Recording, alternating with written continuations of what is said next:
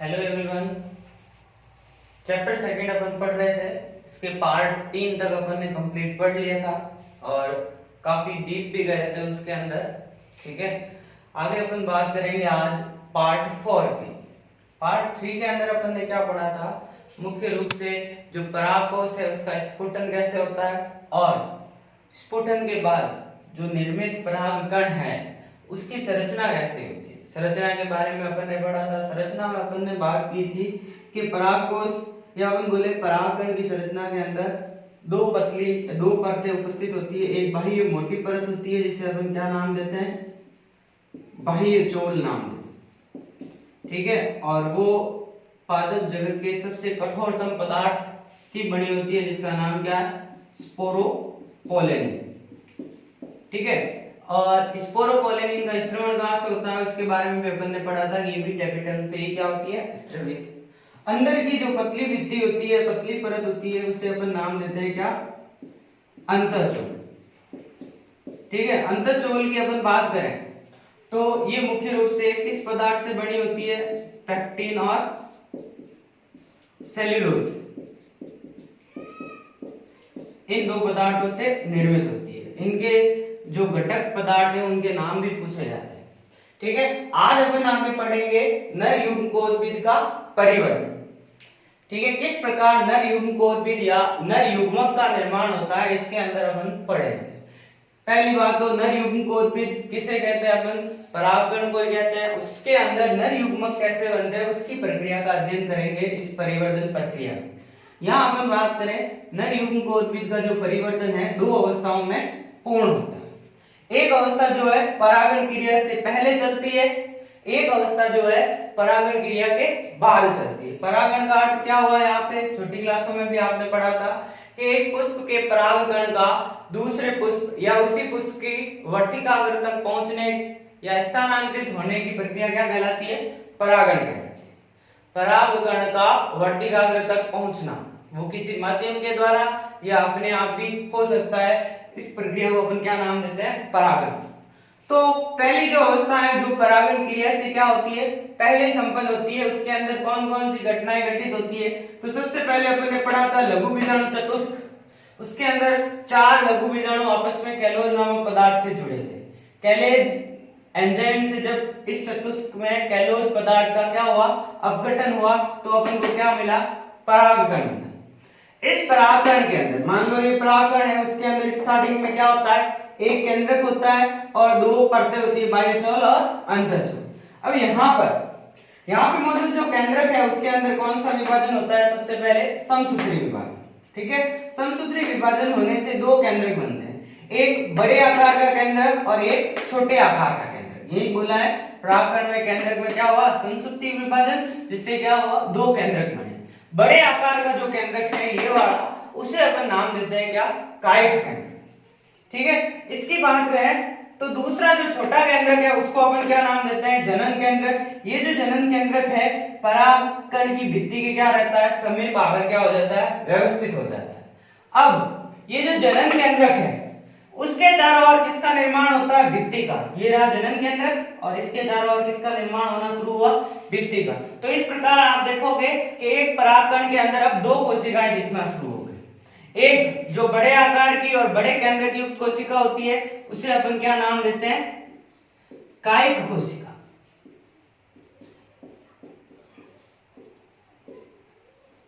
दूसरी छोटे आकार की और परागकण की भित्ति से जुड़ी हुई जो कोशिका होती है उसे अपन क्या नाम देते हैं, जनन कोशिका।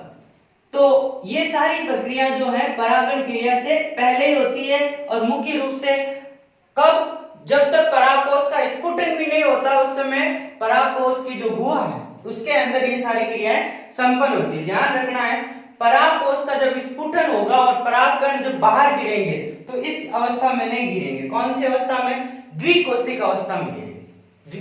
परागकण के अंदर कौन सी अवस्था, द्विकोशिक अवस्था। उसी समय जो है परागकण मुख्य रूप से किससे, परागकोश से क्या होंगे, अलग होंगे। अब ये अलग होने वाले ज्यादातर आवर्तविधि पादपों में जो परागकण है वो किस अवस्था में होता है, द्विकोशिक अवस्था में।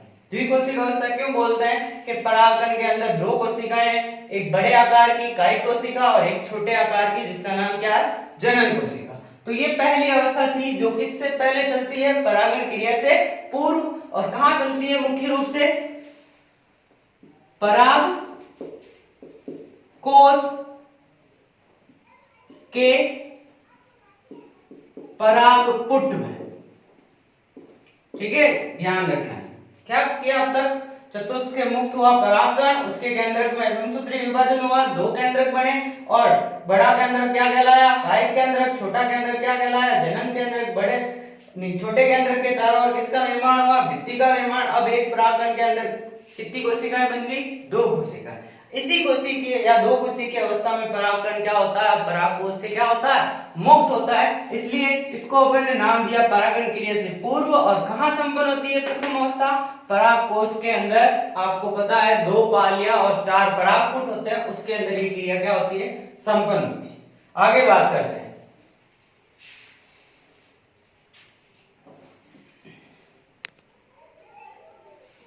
प्रथम अवस्था में अपन ने पढ़ा था एक परागकण के अंदर दो कोशिकाएं निर्मित होती है, बड़े आकार की कायिक और छोटे आकार की जनन कोशिका।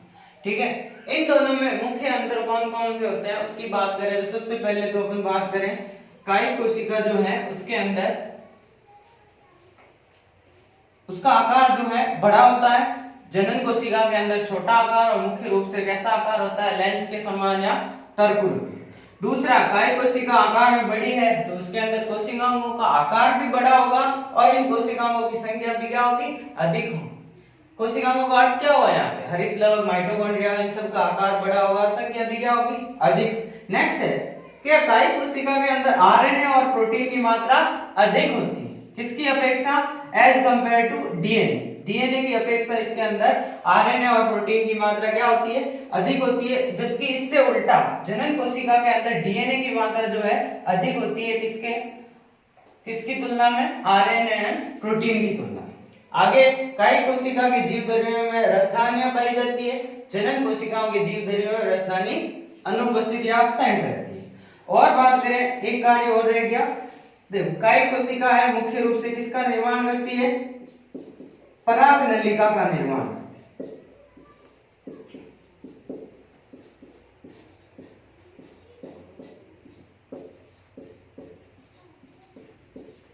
जबकि अपन बात करें जनन कोशिका, जनन कोशिका का जो केंद्रक है वो विभाजित होकर किसका निर्माण करता है, मुख्य रूप से नर युग्मकों का, जिनकी संख्या कितनी होती है, दो नर युग्मकों का निर्माण कौन करती है, पराग नलिका के अंदर ही कौन करती है, जनन कोशिका।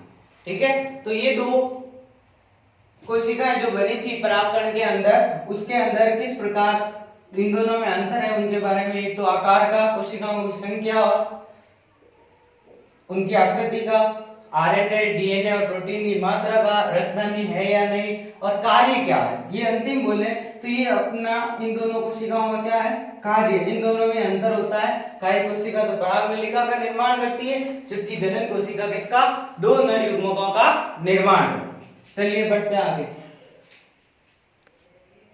अब बात करते हैं नर युग्मोद्भिद के परिवर्तन की दूसरी अवस्था। पहली अवस्था अपन ने बोली थी परागण क्रिया से क्या होती है, पहले, और परागकोश के स्फुटन के पहले होती है।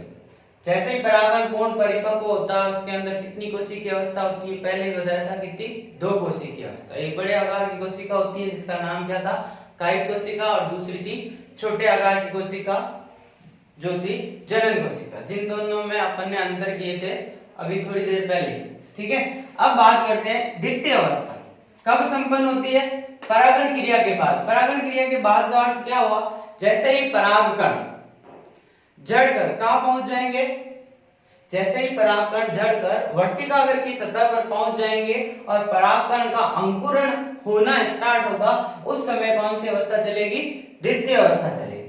ठीक है, अब इसके अंदर अपन बात करें मुख्य रूप से, तो पहली चीज तो कब संपन्न होती है, परागण क्रिया के बाद, और दूसरी चीज कहां पर, वर्तिकाग्र पर। इस अवस्था के अंदर मुख्य रूप से क्या होता है, नर युग्मकों का निर्माण, इसलिए इसे नर युग्मकों के निर्माण की अवस्था भी कहते हैं। और नर युग्मकों के निर्माण में परागकण के अंदर मौजूद दोनों कोशिकाओं में से कौन मुख्य रूप से भूमिका निभाती है? तो अंतर के टाइम भी अपन ने पढ़ा था कि नर युग्मकों का निर्माण कौन करती है? जनन कोशिका। तो किस प्रकार होता है? ये रही अपनी पहली, अपन ने बोला था परागकण जब जड़ते हैं तो किस रूप में? द्विकोशिक रूप में। बड़े आकार की कोशिका कायिक कोशिका, छोटे आकार की कोशिका जनन कोशिका। बाह्य विद्युती कौन सी? बाह्यचोल, अंतर्विद्युती अंतःचोल। ठीक है। अब स्टार्टिंग में क्या होता है? सबसे पहले अपन ने बोला था ये जो जनन कोशिका है वो परागकण की भित्ति से क्या रहती है? जुड़ी रहती है। ये अगर अपन पूरी कोशिका देखें तो ये क्या है? अभी जुड़ी हुई। तो सबसे पहले क्या होगी? देखना, अगर छोटा दिखाई दे रहा है तो पढ़ लेना। जनन कोशिका जो कि भित्ति से संलग्न थी वो अब वहां से क्या करना शुरू करेगी? हटना शुरू होगी। मतलब ये अटैच थी, अब कहां आ गई? ये पूरी बड़ी कौन सी कोशिका है?